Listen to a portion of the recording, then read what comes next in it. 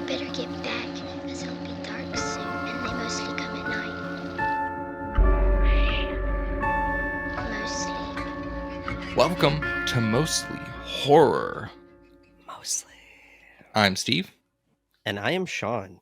Sometimes, and Oh, people man. that are listening to this probably don't know. Maybe they probably know that we used to be called Mostly Horror Movie Night, but I still miss the cadence of when I would say Mostly Horror Movie Night. It just Welcome to Mostly Horror Movie Night. Or how did you do it? Welcome to Mostly Horror Movie Night. I think you did it like Welcome to Mostly Horror Movie Night. I actually don't even remember. Something like that. But it just flows way better.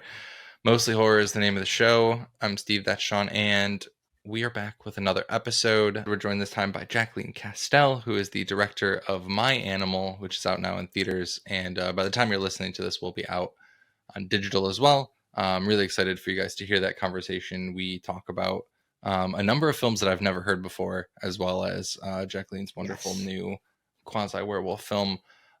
Before that, we should jump into some things that you probably already know. I'm sure you already knew that. You only tell me stuff I already know. You already know what I'm going to tell you. There's a number of things, because we didn't do this last week when I'm we out of the finally loop. Yeah. When they were on. I'm just out of the loop. I've been figuring, moving out, started this new job. I'm sick as a dog. I don't know if you guys can hear. I apologize to the listeners in Chelsea. I feel like shit.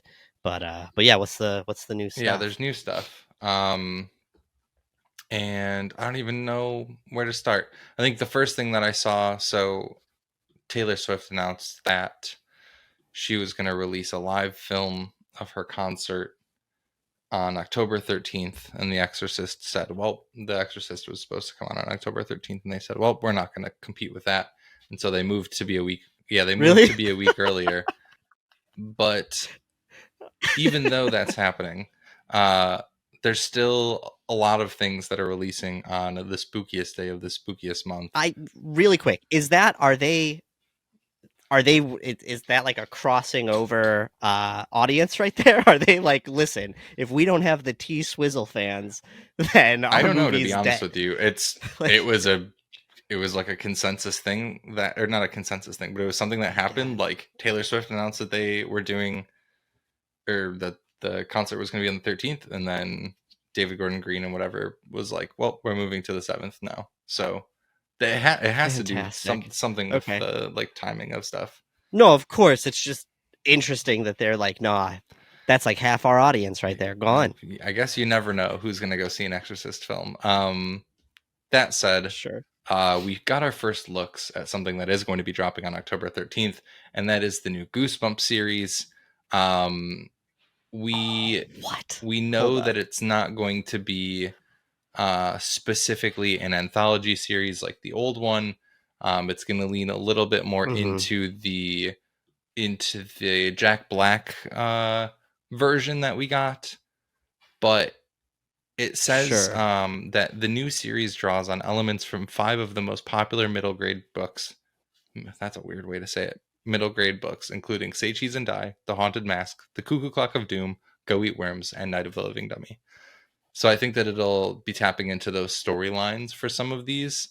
Essentially, the series follows a group of 5 high schoolers as they embark on a shadowy and twisted journey to investigate the tragic passing 3 decades earlier of a teen named Harold Biddle, while also unearthing dark secrets from their parents' past. So I'm assuming like their parents are going to be the kids that were in these stories, and I don't know. Yeah. The first screenshots still look cool. So I think, okay, like this is whatever. I don't know. I haven't watched I see that there's like a little teaser. I'll check it out. But hearing you talk about it made me realize what I think that I want from a Goosebumps show. I'm not into the multiple, like, especially if it's like the stories are coming to life. Like that just doesn't, I don't want that. That doesn't do it for me. But when you were listing them, I was like, okay, those are all great books. Horrorland would be cool. And then I thought about the Are You Afraid of the Dark reboots that they've done. And while, I definitely, like, I love season 1 the most, I want to see, it would just be cool if they took specific stories, and they did a Mm. mini season long version of that story, and just like really, you can add a bunch of shit and stretch it out and make it pretty dark, you know, like Evil Dead Mhm. Rise version of Horrorland for like a 6-episode series would be sick. So, I but don't know that's if you not have what we're enough gonna meat get. there for 6 episodes. Aw, dude, You'd have to just come up with more stuff. well, yeah, you definitely have to add, but I think depending on the stories that you pick, you could definitely add a lot to them. Like Horrorland lends itself perfectly to playing around, you know, and there are other ones like I think you could get away with it for Night of the Living Dummy. You could fuse like those 3 books together, Monster Blood, like a Monster Blood, like there's 100% Mhm. certain books that could be expanded upon. But I don't know. I'm not trying to shoot this down before I see the teaser. Yeah. I am excited to see it. I hope it's fun. I hope I like it. Yeah. In right. other news of adaptations and continuations that we probably don't need, the first look of the new Strangers trilogy is coming this October. At New York What? Comic-Con, the director and producer are going to be sharing the first look of the Strangers trilogy. Of course, this isn't, hasn't happened yet. There's some word that the trilogy will be released sometime in 2024. I'm curious how they're going to do that. If they I don't Yeah. know. This is Lionsgate, so it's not like tied up with a streaming service. It's gonna just do a trilogy. I don't know. I mean, we know the premise already. Essentially, that there's a man traveling to the Pacific Northwest, and his car breaks down, and he has to stay in an Airbnb. A man and a woman, actually. Yeah, I don't know. You know, it would be kind of fun to do, and maybe he'd be about it. I don't know if I should. This is also behind the scenes talks of the show, so we'll see if we leave it in really quick. But it would be cool to get Brian back, like once we see these and just like discuss them with him. I mean, you know, he doesn't like the second and one. He's not gonna. It was I feel something like like he'd he be already down. said that he just wanted it to just Well, yeah, but no, it's not like end. 100%. I'm not saying, but I'm just saying it'd be. I'm expecting it to not go great, frankly. I'm expecting it to not go great, but just like to break down what like the do's or don't, I don't know, and maybe talk about something else. I think there's something there. Either way, I'm curious. Whatever. It's again, we've talked about the Strangers ad nauseum. I think that they should have stopped at one, but since they're doing it, I'm obviously going to watch these, and maybe we'll be pleasantly surprised. If I like it, I like it. And we'll move on from there. Also, in news of aren't making money off of new things because they aren't able to make them because they won't come to an agreement with the unions that are on strike. Netflix is releasing The Sandman, the complete first season, on 4K and Blu-ray in November. Again, similar to Prey, I feel like it's another studio that is, trying to get money off of something else while they aren't coming to terms. I guess I don't know if like Netflix to put this out or if it would be a different studio or what it is, but regardless, I like the first season, so I'll probably check it out. I'll probably get it. If what they need to do is they need to take their Flanagan titles and do stuff with that. Well, 2 of them then already are out. Wasn't it like a super limited run though? No, it's just Bly and Haunted, Bly and right? Hill No, House. Yeah. Well, and Hill House. Well, I think also, I think there's other merchandising that could potentially be done there. But Sandman, yeah, I mean, it makes sense. The Sandman fans are going to be like diehard collectors and going to grab stuff like that. I am not opposed to it, but also like I'm not running to get that right now because A, I don't feel like supporting Netflix, and B, like I thought the show was good, but it wasn't. I'm waiting to see where they go from here because I mean, the real story of Sandman has barely been touched on yet. Neil, even just with what they're covering of the graphic novels, Neil was still figuring a lot of this out. That's interesting. I'd we'll buy see. The physical just for the diner episode. Really loved that episode. Yeah, fair. Yeah, there's great things in it. It's they just didn't nail it, in my opinion. Yeah. Other things that are going on right now. Lionsgate has officially acquired the Crow reboot that's happening with our boy William Skarsgård. 8-figure deal to acquire Crow for domestic Let's release next go. year. So that's very exciting and worth mentioning. I still have not seen it, but need to watch it. Oof.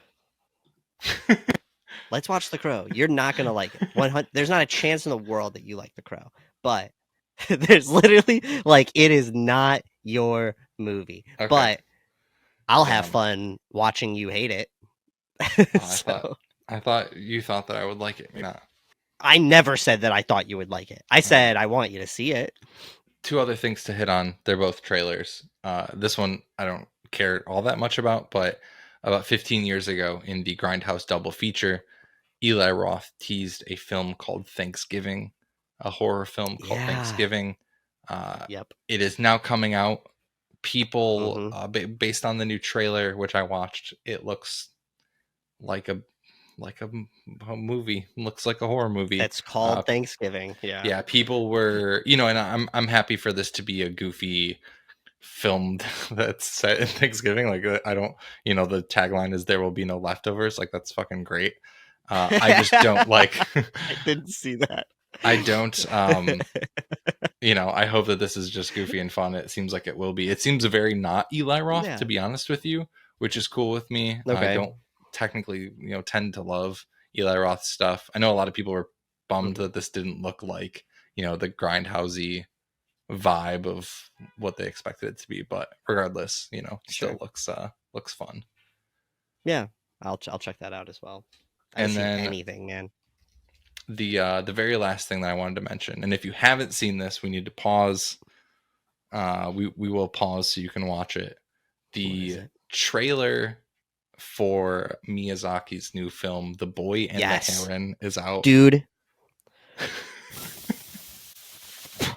Oh, I can't wait. It looks It looks so good. Insanely good. Yeah. It looks so good. It premiered in Japan and it has already came out at TIFF, Toronto International Film Festival. Guillermo del Toro did like an intro to the film talking about Miyazaki. And I've seen a number of reviews using the word masterpiece. Sure. And this is a man who just has like masterpieces in his all, like the beginning of the trailer is like, from the man who brought you, Spirited Away, Howl's Moving Castle, Princess Mononoke, and you're like, cool, 3 10 out of 10 films. So his worst films are still really, really, really, really, really, really, really good.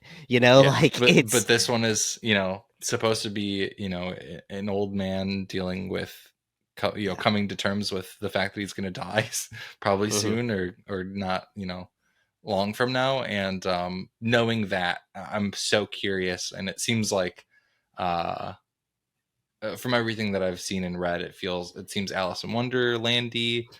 I'm so excited. The references, I don't know if you saw, there's like a breakdown of like the trailer and how each shot was a reference to something in one of his old films. Oh no, like I didn't see that part. Every single shot of the trailer is a reference to an old film. So before this comes out on December 8th, I'm going to run through all the Miyazaki films that I have. And as if you needed an excuse. I know. I've never, saw Howl's Moving Castle when it was at IFC, but I have never been a fan when one of his films premiered here. And I'm so excited to watch it. Hold up. That was your first time seeing Howl's? No, in a theater.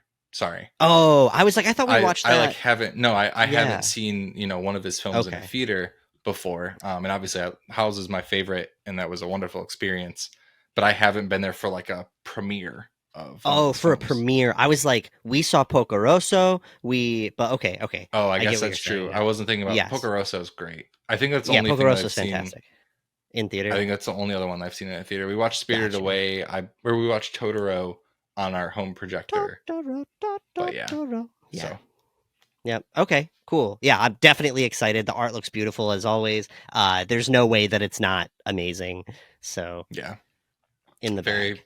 very excited. Also very excited for all of our listeners to hear our interview with Jacqueline Castel, who is the director of My Animal, which is out now. Sean, any final thoughts on our conversation with Jacqueline?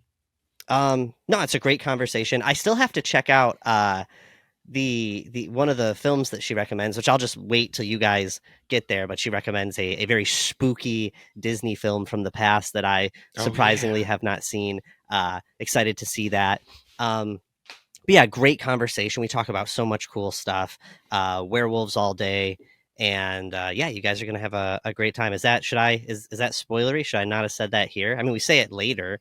Was this too early to I have said said the it? werewolf thing earlier. Oh, okay. All right. Well, yeah, it's Yeah, a great I said werewolf. conversation. You guys are gonna love it. And she Yeah. was the movie's called My Animal. I didn't Or know, horror. dude. When I hit play, I had no fucking idea, Oh. and when I realized, I was like, yeah, let's go. Yeah, I guess that's true. Also, this movie's a little bit Anyways. sensual, guys. So maybe light a candle. Yeah, this is if you're trying to watch. If you want a movie that feels like the film Drive and is just a bit hornier, Yeah. this is the movie for you. Yep. On that note, we will get you guys over to our interview with Jacqueline Castel, the director of My Animal, and stick around for some alien talk brought by Sean and our mostly horror Rex of this week. Catch you on the other side.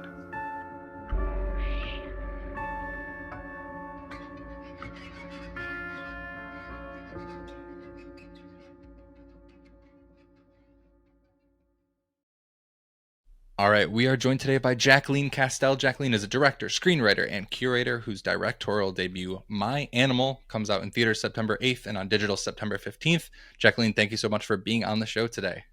Yeah, thank you for having me.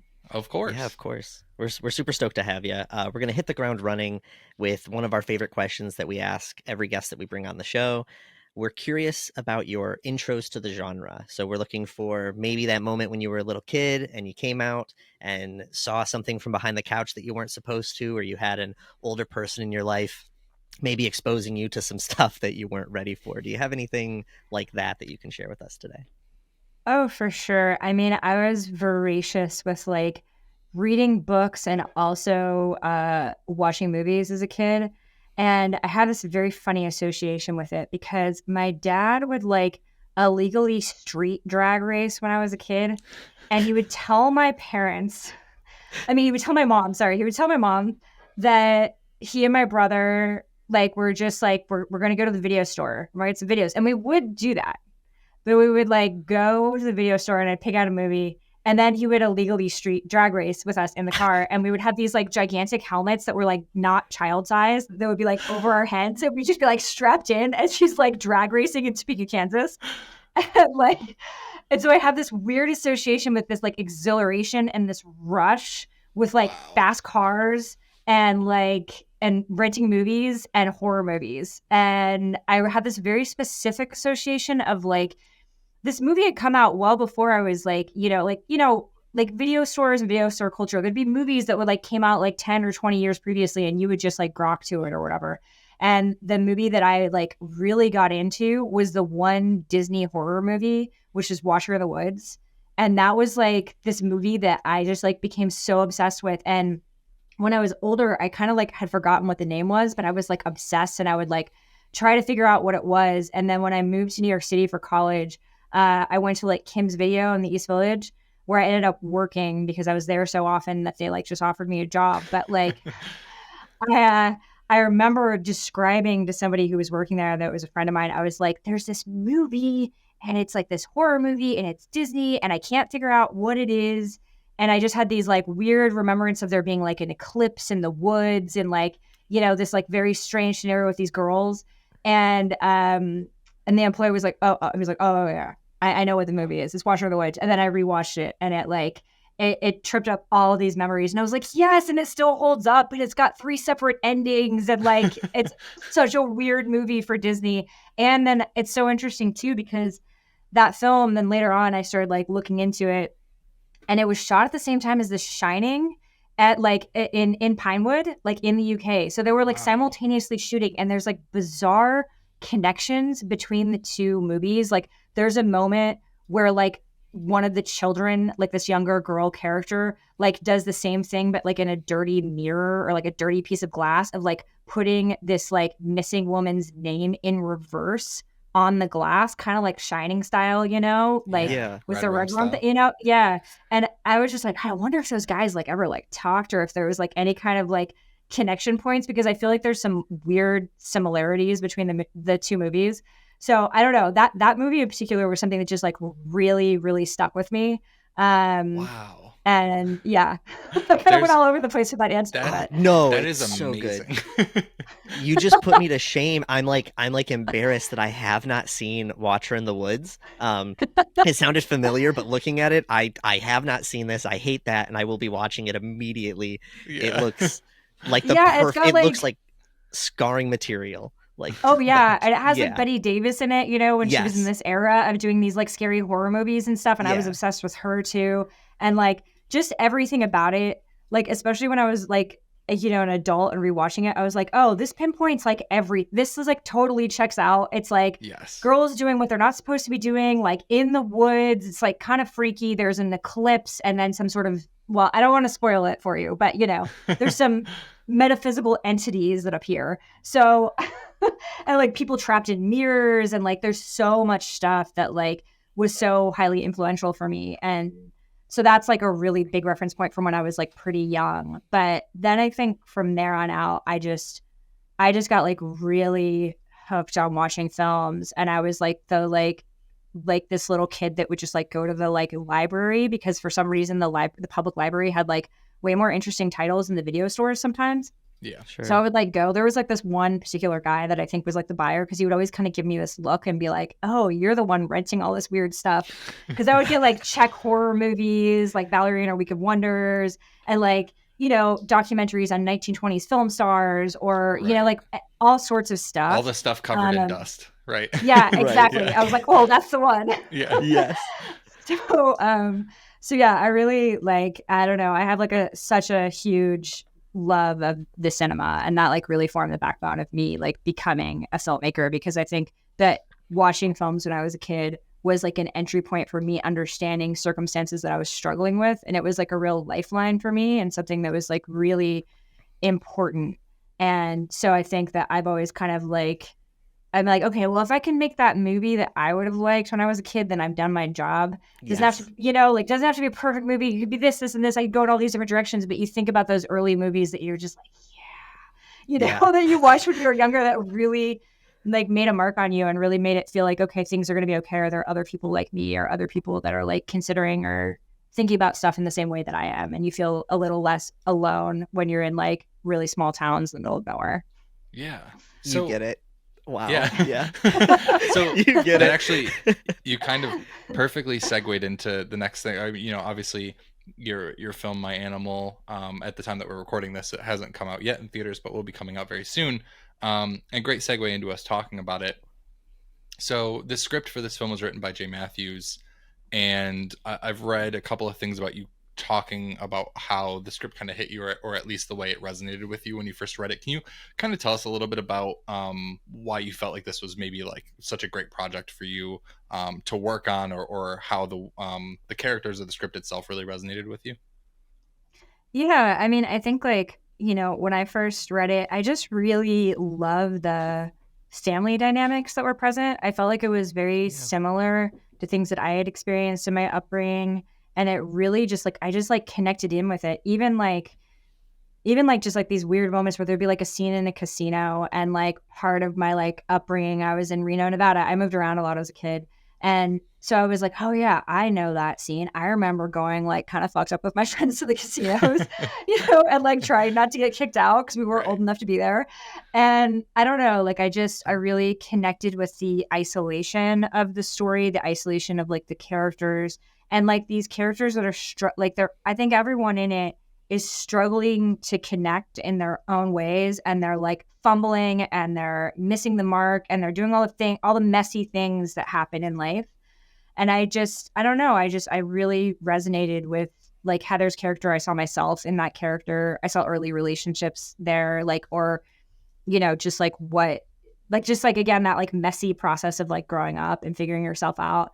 And yeah, and just like the family, I'm like, I've got a little brother, I've got similar family dynamics, and it just really resonated with me. So I don't know, it was the whole package, you know, but I just read it and I felt a sense of, I don't know, I guess feeling seen, you know, like you read something and you're like, oh yeah, like there's a connection point here. And I'm pretty particular about scripts and stuff, but this was one that I was like, okay, there's something really interesting. And I didn't know that at the time that Jay had like gone to film school. I didn't know any of that. I had known her through like music circles, like because I like did a lot of music videos and things with like labels when I was out of film school in New York, and so I was just kind of like always in that world, anyways.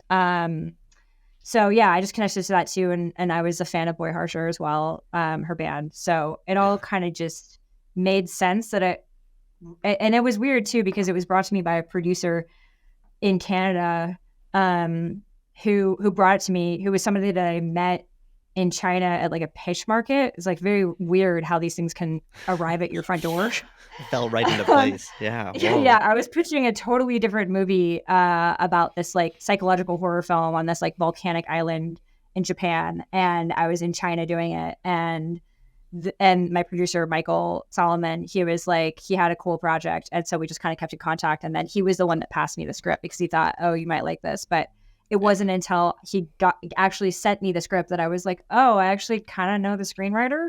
But like, Sure. So it was very funny how that like came about, or like how things enter into your life. You know, there's something kind of like maybe, I don't know, mystical about it that you don't quite know why it happened, but it did. Absolutely. Yeah. And that's like the best setup for a debut feature too, is to have that kind of comfortability with the script and the topics or the things that it's speaking about, and also the people that are, you know, bringing it to life. I'm curious. So, you know, obviously you take the script, but it's just, you know, just words on paper at the end of the day, and you really give it the Jacqueline Castel vibe.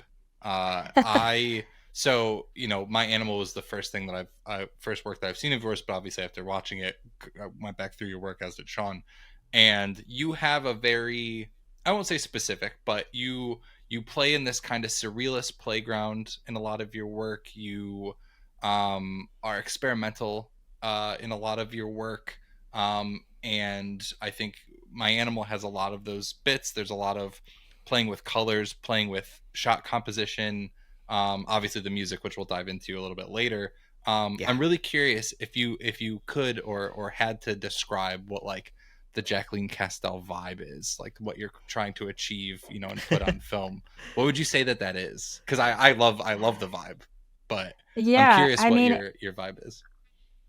It's funny because I just think that it's like the vibe is when you just can't escape yourself. Like it's not like I like think about, like it's not like I'm like, oh, I'm gonna carefully construct this. It's more just like that's what kind of like channels out of you, like no matter what kind of facet that you're working in, whatever creative medium. And like, you know, I think about a lot of the elements of putting stuff together, because I think, again, like I just always really, I love being very like technical. So like I've shot a lot of my own stuff. I was a co-editor on My Animal, and I'm always just like, I don't know, you're always just kind of like conjuring things, you know, or you're listening to a piece of music or something, and then the images will start to just sort of like appear to you. And I don't know that it's something that's like, I don't know if I could like pinpoint or how to describe it exactly. It's just, you know, your unique perspective or worldview, like any like artist would have that kind of, you know, lens that they cast on their work. But yeah, I don't know. There's all sorts of things that like kind of come into play in terms of like my reference points. I mean, everything from like, you know, cinema or like literature or magazine articles or whatever. But one thing that is like present on a personal level that I see certain things where I repeat certain types of patterns and stuff, or like, so like at the beginning of the movie, there's like Heather's character, and she's sitting there and she's watching Beauty and the Beast, which is a fairy tale theater episode that I used to watch when I was a kid. Actually, all the fairy tale theaters, if you've seen them, Shelley Duvall would present them, and they would have like crazy directors and actors involved. Like that particular episode is like riffing on the Jean Cocteau Beauty and the Beast, like the costume design and stuff. But it has Susan Sarandon as, you know, Beauty, and then the Beast is Klaus Kinski. It's like so weird. And then it was directed by the French director. Oh man, I can't believe I'm forgetting this right now. He directed Barbarella. It's that director. Okay. And like, you're like, how did this happen? Someone with a lot of pull was able to bring all those pieces together. Yeah. And it's crazy because there's so many cameos like that. And there's like, you know, like Tim Burton directed an episode of Aladdin, and like, you know, I don't know, like the cast is just like wild when you look through all of it. But I was like, you know, that scene, I really like that scene as an entry point because so like when I was like around 12, I started getting these really crippling, intense migraines, but they would always start with like a visual aura. Yeah. And so like this idea of her world starting to kind of like get a little bit weird as she's having this transformation was like driven by these like this moment where I was watching TV and all of a sudden just like everything just like stopped and warped and my vision started changing. And so that was like a really big like inspiration point. And that's something that I feel like happens a lot in like my work is that I'm always kind of referencing these very formative experiences where my vision or audio, like the auditory signals in my brain are just like were warped. And it was really funny because then years later when I did LSD for the first time, I was like, oh, I was just basically on LSD as a kid. Yeah. Like, for free. Yeah, exactly. But the problem with it then was that it was like, I felt really out of control. So I actually didn't do any kind of drugs or even drink at all when I was like early, like, you know, and the teen years, early 20s or whatever, I stood away. I totally was like not into any of that because I didn't like feeling out of control because of those experiences when I was younger. But then I would channel those experiences through like my work. So there's stuff like that like always comes up. I don't know if there's a specific shot like this in My Animal, but for a lot of like my music videos and short films is like another sort of example of it. I would always shoot shots where I would be with the camera and it would always be like my hand and my hand was like light kind of coming behind it. And I use this shot repeatedly over and over and again because when I was about to get migraines, I would look at my hands to see if I felt like I was slipping out of my body. Yeah. And like that would be the measure of if I was like still there or not. And so that's a weird image that repeats. So almost always my hand in some capacity is in every single thing I've ever done, you know, like that type of shot or just something else where I use my hand as like the way to articulate something in a scene. So yeah, I don't know. That's like a weird reference point that I guess is really specific to me that is my style, I guess. I love that. Yeah. No. It's as someone I've suffered migraines my whole life. I don't get visual auras on a regular basis, but passing out, the feeling of like being pulled out of my body, like all so relatable. I also avoided drugs for a really long time, which by the way, the fact that Heather decides to seemingly do acid for her first time and go like in a public space and in a like strangely lit casino. I was like, what are you doing? I was like, do not, this is awful. But no, those are great. I know. It was funny too with that scene because I remember, I mean, so first of all, you get it with the migraines thing. It's like a very specific kind of vibe. And also like, I mean, like with the drug scene, it was funny because we were talking through what the drug was going to be in that scene. And there's like, it was originally scripted as like Molly and we're like, oh, like, and I was like, it's going to be too complicated with all of this like powder and all this. I was just like, we're not going to be able to shoot this right. But then it was funny because when I was sitting down on location in Timmins, Ontario in our hotel room, and it was me and Bobby and Amanda, we were just like talking through that scene and we were like, we all just came to the conclusion without even saying anything. Like we were all just like immediately like, it's LSD. Like that's what it is. And I was like, that's great also because if I'm going to be someone who's like putting out any kind of narrative of what kind of drug you should do, it should definitely be psychedelics. Right. Yeah. So like, I feel like that was something that I was like, yeah, that's a good one because that's a real life changer. That's something that's going to completely change your worldview in a really interesting way, you know? Sure. You could stand by it. You could stand by the decision too. Yeah. Yes. Yeah. Exactly. I'm going to go ahead and put a PSA out for the listeners. Maybe try it for the first time in the comfortable safety of your home with like a babysitter. But yes. Like I just want to put, we're not responsible for any terrible trips that you have, you know, in a Target bathroom. Like let's. Yeah. That is so funny. I go. I also want to say really quick, I can't get this image out of my head. Thinking back to you talking about your intros to the genre, can I just say that your dad in my head is Kurt Russell from Death Proof, and and also just this like hockey loving werewolf. So I'm gonna put him in my head as that. Okay, I like that. Really quick, I want to touch on the werewolf aspect of the movie. I love that when I put this movie on, I avoid trailers like the plague. I might see a teaser or a poster, but for the most part, I love going into movies blind. I'm a big werewolf fan. Throwing this movie on and realizing as I was watching it that it was a werewolf movie was just the best experience. So I'm curious about your thoughts on werewolf movies, like that genre, and maybe that as a tool to touch on some of the messages and stuff that you touch on in this movie.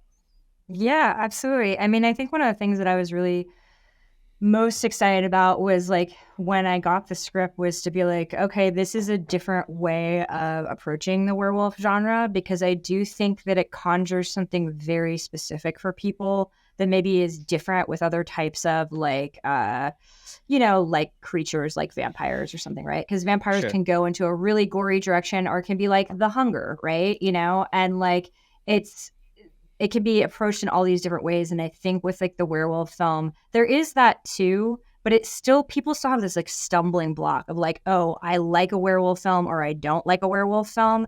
And so Sure. what was really interesting to me about this project was the opportunity to be able to explore it in a different way and maybe just kind of surprise people in the way that it can be approached. Or like there's a lot of genre blending that's going on, obviously, between like the genre and like romance, erotica, and then also like the heart of it is like being this drama.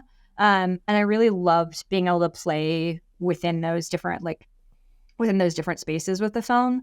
But yeah, I mean, I think like one of the things I also loved about it is just this idea of like this metaphor of like what we like pass down. What are the like traumas that get passed down through generations? How are we gonna like you inherit a certain set of circumstances, but then what are you gonna do with that?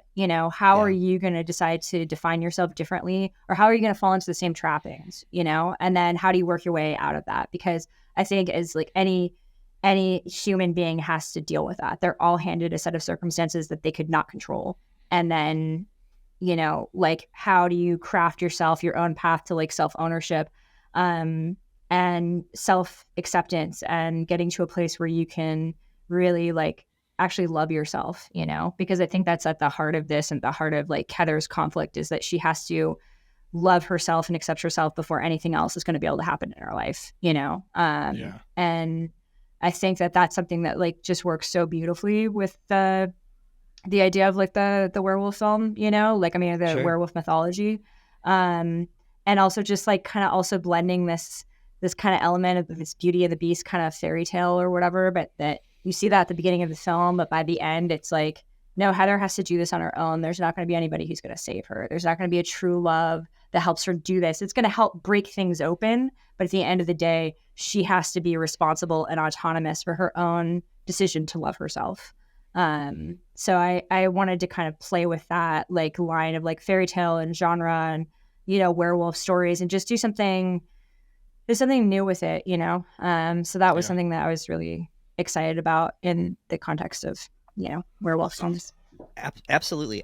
I'm really curious about that family dynamic, about her having what seems to be the healthier relationship with her father and a more negative one with her mother, but getting the thing that she is struggling from, inheriting her issues from her father. I was just wondering if you could comment on that dynamic at all, or those decisions. Mm-hmm. Yeah, I mean, I think like, obviously she's very connected to her dad, and there's that kinship that they can have, right? Because they have this shared sort of affliction, right? And this is the exact affliction that, while that bonds her in her certain elements of her family unit, it also comes between, other people in her life. Like her true nature, right, is the thing that's going to kind of like create a lot more complications. Like Patty's character is really fascinating to me because she's she's so isolated in this family dynamic. And that's part of why she's like lashing out, because she so desperately wants to be like connected to this family. And she's just never gonna be that. And she's dealing with this situation where like every full moon, she's like not sure if she's gonna be in harm's way, if something happens. And it's like she's scared of that, but she also wants to be part of it. Like one of the things I really wanted to do for her character was like she's always wearing like a fur coat at home.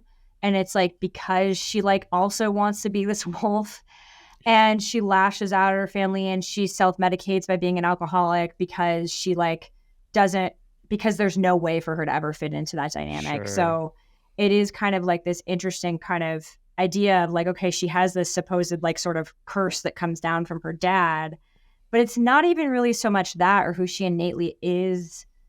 I mean, that's like the problem within her, the dynamic with her father. It's that coming into conflict with who you truly are in the rest of society, or like a metaphor for that, and that society sees that as like problematic, when maybe those things that are the weird aspects of yourself, when you actually embrace that and integrate that and are proud of those elements of yourself, then that's when like you can really kind of like, self-actualize or be powerful, or, be an individual, like, I don't know, a finely crafted individual within society, instead of feeling the need to have to like integrate into society. Hopefully that makes sense. Yeah. No, it does. It does. Yeah. Yeah. And it's also like the other interesting aspect of that is like the lycanthropy is not like the thing that's called out in public. Like it's the mother's alcohol abuse. You know what I mean? Like that's the thing that gets the huge spotlight on it. While there's two characters that are very literally vampire or werewolves. Like it's that's just like such a unique thing to portray, where it's like so many people are battling these identity issues, or at least a number of people in the film are battling them, but all at varying degrees and all with varying like perspectives and voices, which is it's such a unique way to portray that. Yeah, thank you. Yeah. Secrets. Lots of secrets. Everybody has secrets, right? And they're all different. Absolutely. And they're all dealing with them in different flawed ways. But I love that. I love flawed characters. I love the people that are like kind of messes, and they're trying to figure themselves out, Absolutely. Because life is really messy, Right. 100%. And obviously, like, as you were saying, that the werewolf metaphor is such a perfect vessel for this. I think that historically for a long time, a lot of werewolf stories and movies were mainly about men and like toxic masculinity and this animal instinct and, these double lives. And I feel like within the past, like maybe 2 decades, we've been getting like seeing other voices take that message, women, the queer community. We're specifically curious about what it is about like the Canadian queer community that seems to really identify with werewolf movies, everything from Ginger Snaps to Bloodthirsty, stuff like that. I have to ask, what are some of your favorite werewolf movies, and or just specifically transformations? I gotta know. Yeah, I mean, I was like influenced by a lot of different types of things. I mean, I think I went through the gamut of like all the different types of werewolf films, and just like diving into like, again, like literature, all sorts of different just sort of like things of personal interest. I think like, I mean, on the Canadian front, I think it's just the aspect of being somewhere in the north and being somewhere cold and being somewhere where wolves are very present, and that being like just something that would be kind of more like in your psyche, or in some sort of psychological space for people. So I think that's a big part of it. But I mean, and I think that like historically you look at a lot of like werewolf cinema where it is being like, it is this line of I do think there is like a lot of queer like subtext to it, that like to characters throughout cinema, especially like, early examples of it that where people just like could not really like talk about this stuff at the time, and so that was the way that it was getting embedded into these like legends and fairy tales, and a way for people to contextualize their experience in the world in a way that wouldn't like out them or wouldn't like cause them to be killed or something, Right. So but as far as like the references or just just films that I love, I mean, it's kind of like it's all over the place. It'll be like something like like it'll be like Pumping Iron 2, the women, meets like Out of the Blue, meets like The White Reindeer, the Finnish film from like 1952. You know, it's like all of these like weird reference points, meets like Twin Peaks, meets Mhm. like the original Cat People, like meets the Yeah. 80s. Like, I don't know, you know, it's Yeah. just like I take all these different sort of reference points, and then that's the stuff that gets me excited. Like, I love Angela Carter, and like her book of short stories, The Bloody Chamber, and in that is a book for The Company of Wolves, which is also werewolf film from the 80s. Yeah. Right. I really Yep. love Danielle Dax's character in that. She's like the she-wolf. She doesn't really even have that much of a role, but I just like loved her look and her vibe. So Yeah. that was also like kind of an inspiration. And then there was this really cool, it's in the credit sequence, but in on the bed, there's this book that's like an essay called Man into Wolf. It's from like 1948. And that's such a fascinating essay. I was like obsessed with it. It's just one of those funny books where like the essay is like this thin, but then the references are the rest of the book, and it's really thick. And the references are fascinating. And so it's this like incredible book. So I tracked down this like, you know, their original like edition of the book, like the first edition printing, because I was like, this is so cool looking, and I have to put it in the movie. Sure.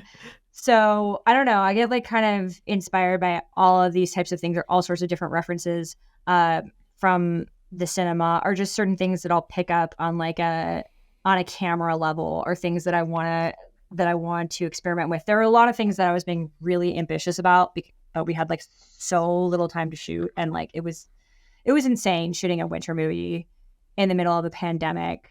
Like I don't know what I was thinking. I'm like, yeah. Cool. That was a really good idea for your first feature. But I had all these ideas for like camera rigs and stuff. Like there's this like Austrian film called Onks that I love, and like so much of the cinematography in that, and like the handmade rigs that are in that film were also like reference points for how I wanted to shoot some of the stuff in the forest. And like, I don't know, like there's all sorts of like films that kind of give me these different reference points. And then I was thinking a lot about I got really into in the shoot. Like there's not that much of it, not as much as I would have liked, but I got really into like drone lighting, because like in the forest scenes when you have the light going, I was like, oh yeah, we'll have a moonlight, you know, Yeah. and it will like disappear through the forest and stuff. And so that was like using a drone as a light source instead of as a camera source, you know, like not filming. Okay, we have an overhead shot, but actually using Right. it for just to light a scene. And so that was really fun shooting with That's that. super But cool. That sounds so cool.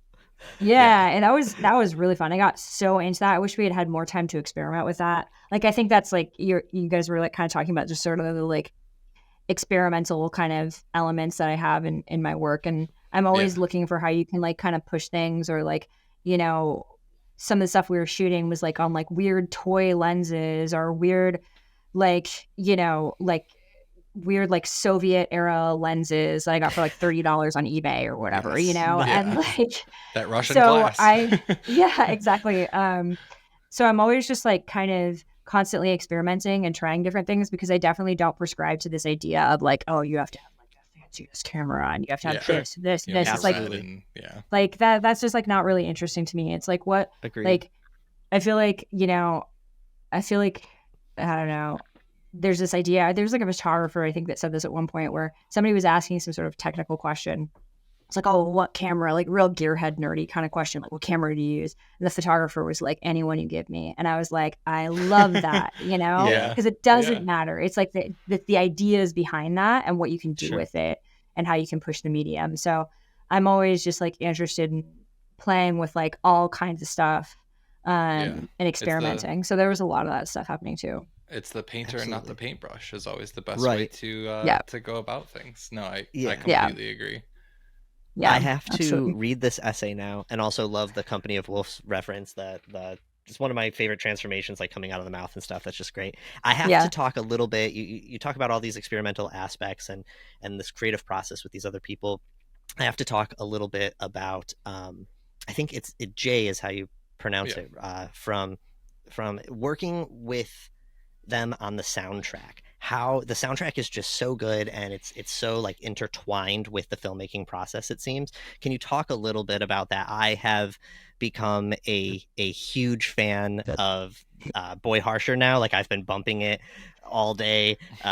Like, really, I sent it to my buddy Bruce, who makes a lot of EDM music. So I wrote in my notes while like halfway through the movie, I'm like, yo, what is up with this soundtrack? So can you talk a little bit about that? Yeah. Okay. So Jay was on the screenwriting side, just for clarity, and then Sure. Augustus, what he did the score. So, but the two of them are like Boy Harsher, the band. Okay.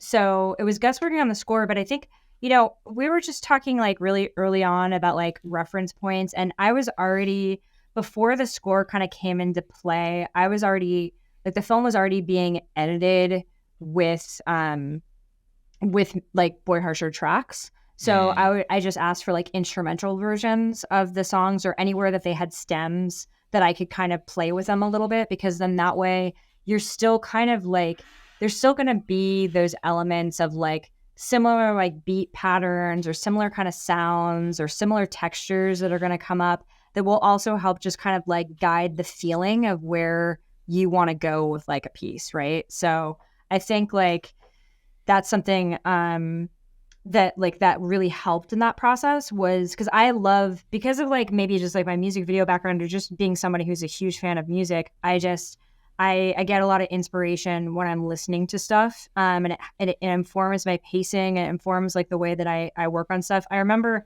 one time someone was telling me about how John Woo, I heard that he would cut to classical music for his fight scenes. And then he would rip out all the music and take it completely out, and then score it completely differently, or not score it, or whatever.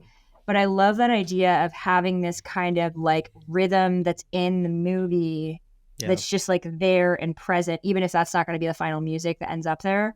But I feel like that really helps me, and that really helps me in setting a tone and setting the feeling of the film.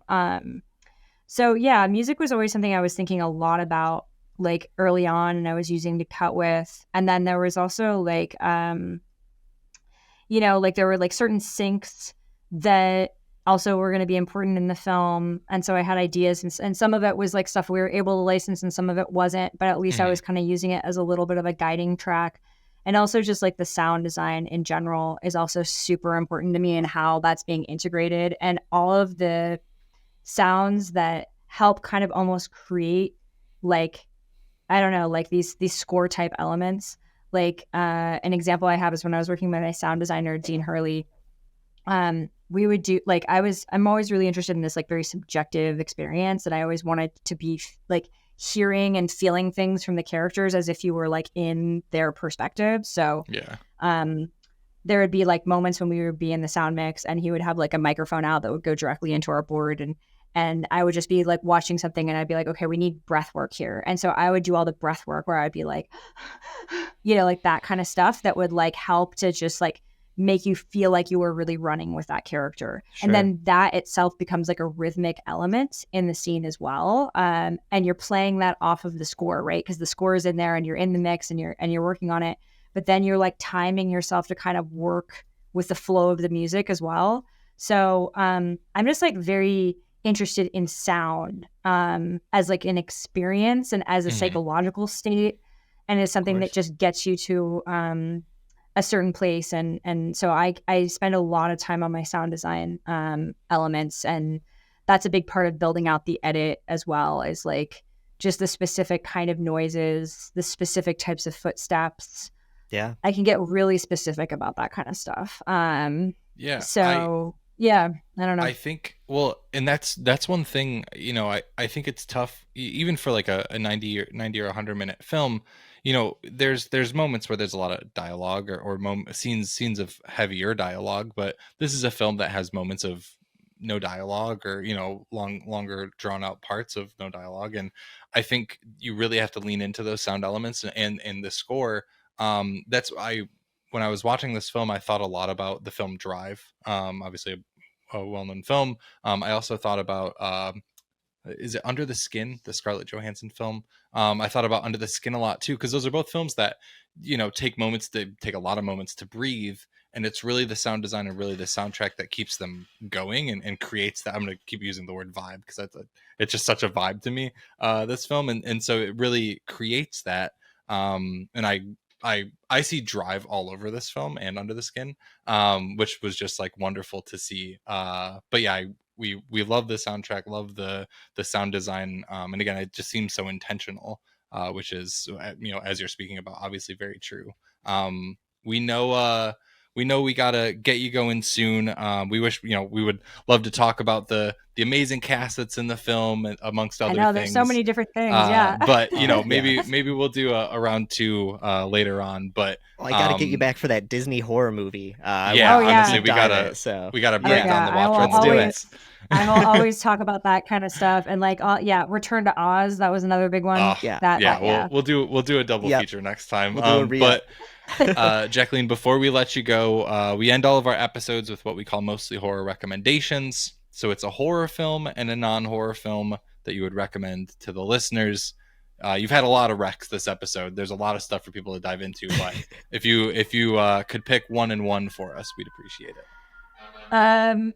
Yeah, I mean, okay, it is going to be territory that I've already covered on this, but I will say, so one non-horror would be Out of the Blue, the Dennis Hopper movie, and then the horror film. Let's see, let's do something different. The Seventh Victim, Val Lewton horror film from the 40s. I love that one. So I've never seen it. All right. That's the best kind of rec is a rec that we don't know. Yeah. I can't say I've seen a lot of 1940s films, unfortunately. They're excellent. I mean, Val Lewton in particular, like his work is unreal. Like it's just like incredible storytelling, incredible like just aesthetic and vibe, and I just love the kind of the horror noir kind of genre. I think is really interesting and compelling. Absolutely. Well, just looking at the poster and the little clip that's playing right now, I'm already sold. Set in Greenwich Village. All right, we gotta. With the Satanic Cults. Greenwich Village. Like, what else do you need? And okay, I have to say, I'm biased. The lead character has my name, and not that many characters in cinema have Jacqueline as the first name. So it's Jacqueline. All right. Yeah. Yeah. So I'm really on board with that movie for other personal reasons as well. Wow. Hell yeah. Well, we'll definitely be checking it out. Jacqueline, thank you again for making time and stopping by. We really enjoyed My Animal and are sure that our listeners will as well.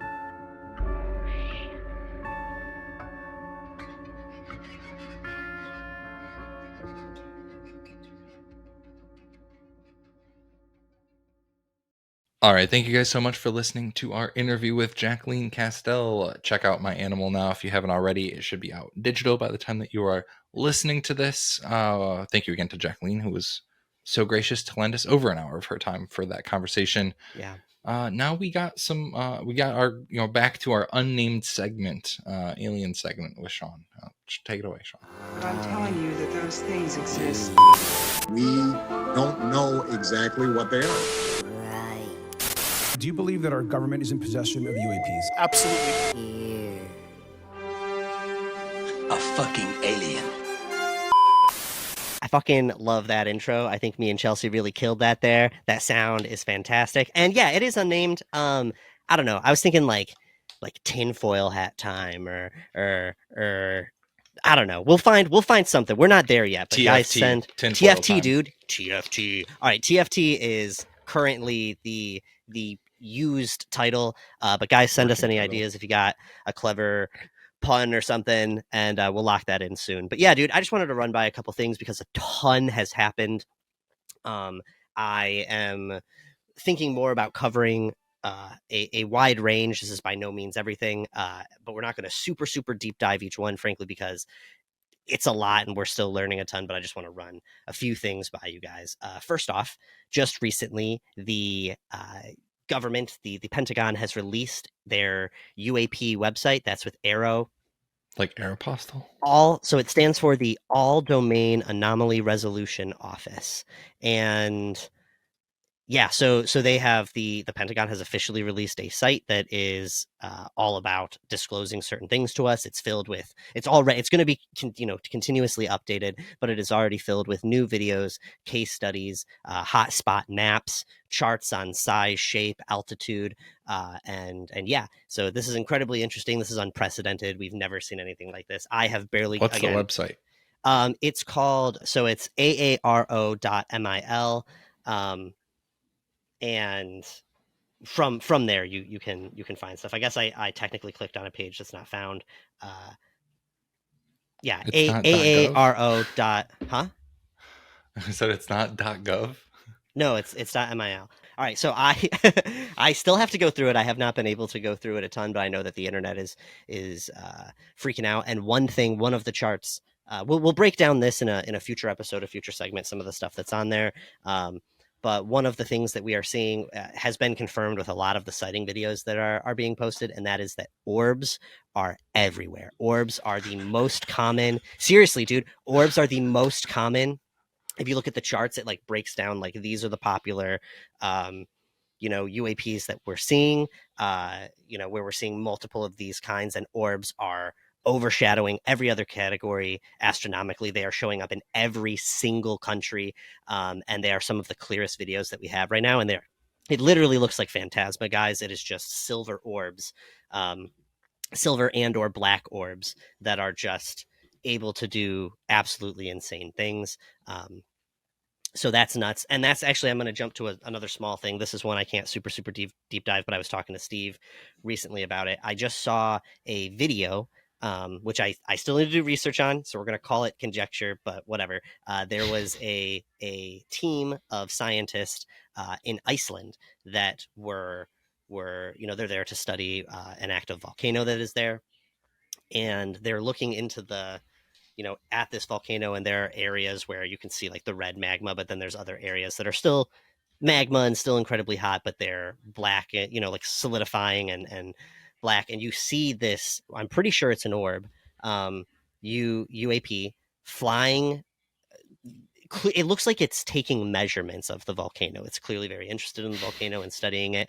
And it like circles around some of that black magma, and you don't see anything coming from it, but the black magma starts to split, and then it goes over to where there is some spewing lava coming up, and you can see it flying back and forth through the lava. It's incredibly interesting. Again, I still need to look more into that, but I just saw that the other day and it blew my mind. It is insane. So other more important things that we know for a fact are happening. Countries all over the world are starting to have similar, starting to declare that they're going to have similar meetings like the one that we had with David Grush a few weeks ago. One of them would be the Mexican Chamber of Deputies. They are going to be holding a hearing very soon here on September 12th. Which is going to include representatives from the US, Canada, Japan, France, and Argentina. So it is our governments. It is no longer conspiracy theory. Our governments are interacting with each other, where they're all starting to share things, or at least publicly share things. Which brings me to my next bit. We'll talk about that meeting at another time. My next bit is that we found out that I have to find out exactly how this process was. It was through some like legal loophole where we were basically able to demand the information. But we found out that there was a secret memo. There was a secret memo. Secret memo number 5. Sent to the Canadian Prime Minister about the shoot downs a few months ago. One being the spy balloon, but then 2 other. I should have my numbers right there. I think it's 3 other objects over and around like kind of the Great Lakes in between the US and Canadian border. And, you can now look at this memo. A lot of it is redacted, but one interesting part is that it says, quote, "The full exploitation of UAP number 20 was engaged by the US on February 10th, 2023. Engaged by the U.S. February 10th, 2023, has not yet been completed." This is interesting. This statement is particularly interesting because they have refused to address whether or not they were able to recover any materials from any of those shoot downs. And have even at certain points, there have been certain representatives that have directly said that because of rough terrain, we were not. So this confirms that that is a lie. It also confirms that we have, like, that is clear as day proof that the US and Canada has protocol for, they're working together about crash retrieval and potentially engineering. So that's what does exploitation mean? It's fairly vague. I would imagine that it's we have these materials and figuring out what we can learn about them and do with them. But yeah, another thing that this memo confirms to us is we only heard about, and I apologize, it's either the 3 or the 4 things, the spy balloon and the 3 other things, or the spy balloon and the 2 other things. I should know that, but I don't. But either way, we only heard about those, and the statement of Object 23 would suggest that there are at least 20 other objects that they are lumping together for whatever reason that they have directly interacted with that we have not even heard about yet. So that's wild. And they were only able to confirm the one spy balloon. Again, they said that one was, they've at least said that one was a spy balloon, but they have never directly said that the other ones were. So that's nuts. Where else? In other news, we found out about a top secret NASA meeting, which was essentially to establish protocol about what to do if the James Webb Space Telescope does discover alien life, which is very interesting that meeting is happening now. To me, it could be, clearly something's going on, so maybe we're close. But to me, my brain, conspiracy bullshit smelling brain, would take that more as, okay, let's go over how to declare what we found, because we're reaching the point where we need to say what we've already seen. And just figuring out. I mean, the thing about the telescope is that it's like getting things that are really like, it's getting like galaxies, like whole galaxies. So unless it finds like something that's as big as a whole galaxy, like if you had the James Webb telescope and you looked at a planet like Earth, you wouldn't be able to see anything on Earth. You would frankly, you can't. If you look at like the closest galaxy that the James Webb telescope can even see, I don't think that you can even see individual planets in it. I may be incorrect, but I would like to look more into that and find out what is and isn't true about that. But regardless, it is incredibly interesting that NASA is having a meeting that they were either truly attempting to cover up that got leaked, or that they are saying was a top secret meeting and are purposely putting it out there that they had it. You know what I mean? It's just an interesting thing. And even if it's not top secret, just the fact that they are now having these meetings because of everything that's going on is an interesting thing to add to the soup. I want to go back really quick to Canada and just point, this isn't necessarily news. The go, Sean. Huh? I would if I could. Sean. But I think you pronounce his name Paul Hellyer. Used to be the Canadian Minister of Defense. I'm not sure exactly his years active. I know it was heavy in the.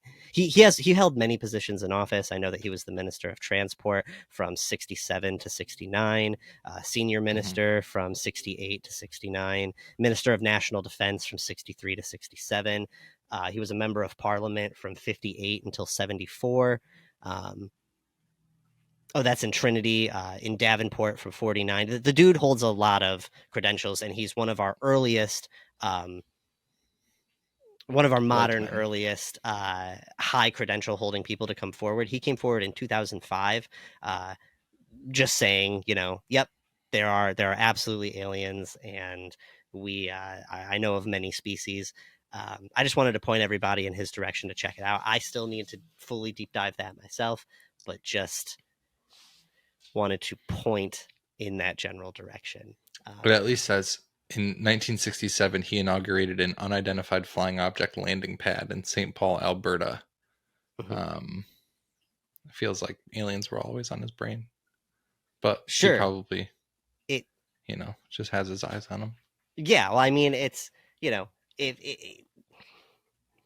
I understand. It's just hard to, like, at that point, holding a position like that with everything going on, been saying it for this long, like, I'm just past the point where, like, I am giving him the benefit of the doubt, at least as of now, to find it interesting. I'm not going to approach it immediately dismissive.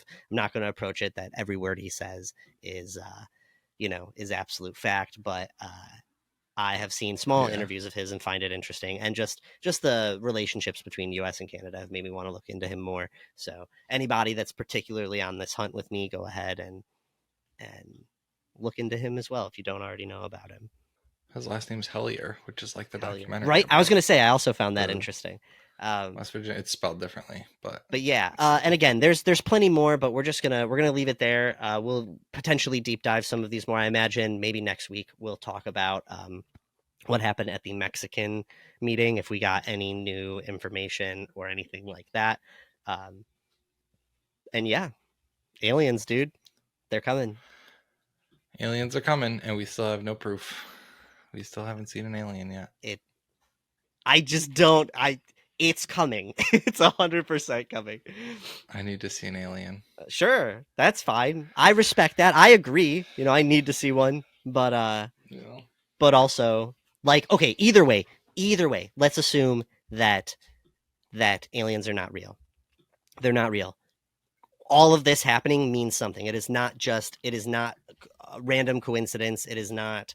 I think it's bigger than just like small distraction from whatever. Like, it clearly something really intense is happening, and clearly we're at least far more advanced than we believe that we are. That is just undeniable at this point, and that alone, without the existence of other intelligent life, that alone is absolutely mind-bending. We're talking tens of thousands of years more advanced than we have been led to believe. But yeah, I mean, it's a lot of these documents and these people coming forward, too many of these people from every country coming forward, talking about, other life, for it to be bullshit to me. I just don't. It's just a matter of time. It's us from the future. Time has just bent in on itself, and we came through the wormhole. That is, to me, that is essentially the same thing. Like, it is just as interesting. Either way, fucking mind bending. Well, after all that, it's now time for our mostly horror recommendations of the week. But we can hit these fast. Do you have one, Sean? Do you want me to go first? Yeah, you can go first. All right. My recommendation this week is going to be the film Bottoms. Bottoms is directed by Emma Seligman. Hopefully I said that correctly. Starring Rachel Sennett, Iowa Debris. It's hilarious.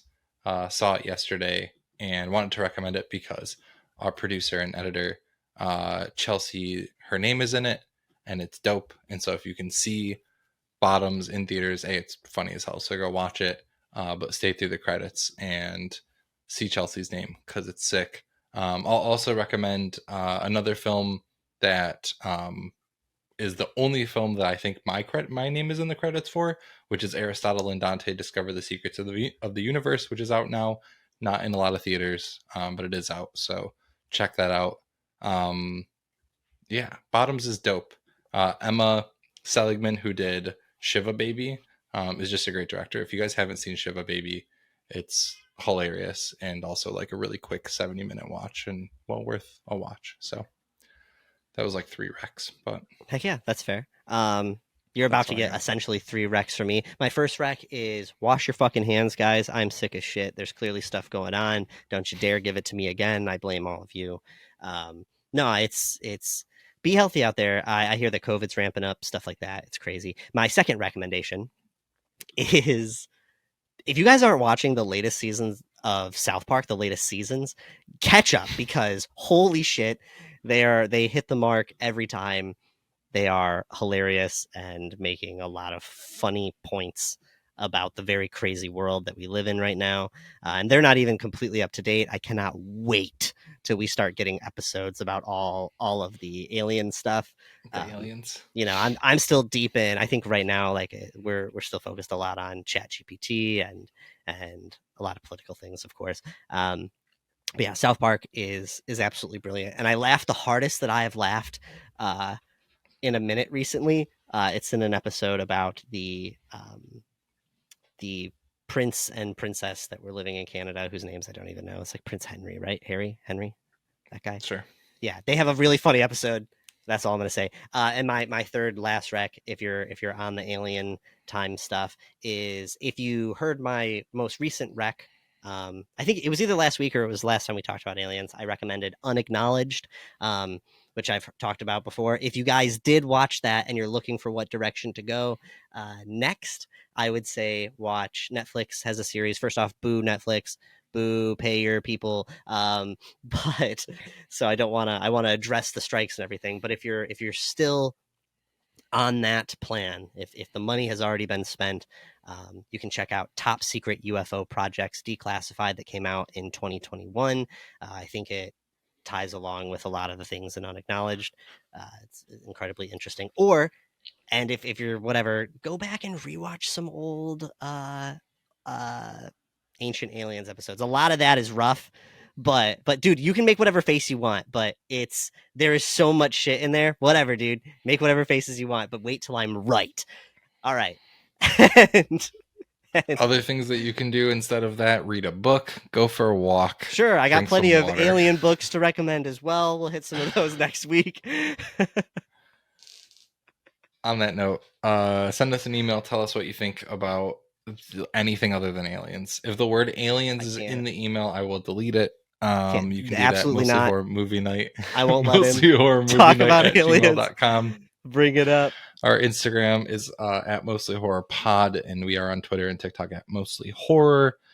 You can follow me on all the socials at Steven is Average, and Sean is on all the things at Hypocrite Inc. or Hypocrite.Inc. And that is all we have for you this week. We will catch you next time.